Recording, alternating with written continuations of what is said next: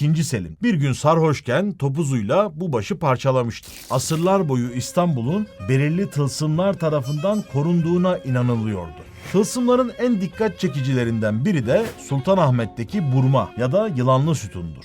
Aslen Delfi'deki Apollon tapınağından gelen bu sütun, Perslere karşı kazanılan Platea zaferinin anısına dikilen 3 başlı bir yılan figürünün parçasıdır aslında. Sütunun üzerinde 3 ejder başı bulunuyordu. 1510'larda Kemal Paşazade bu başlardan birinin kırıldığını, eskiden tam olduklarında şehirde yılan görünmediğini yazar. Evliya Çelebi'ye göre taşı kıran II. Selim'dir. Bir gün sarhoşken topuzuyla bu başı parçalamıştır. Hünername ise bu işi Fatih'e atfeder. Hünername'ye göre diğer başları da kırmak istemiş, fakat Ayasofya Patriği hünkârım bu tılsımdır kırmayın diye yalvarınca bundan vazgeçmiş. Acayip ve Garayib'in bu bölümünde İstanbul'un tılsımlarını konuşacağız. Hazırsanız başlayalım.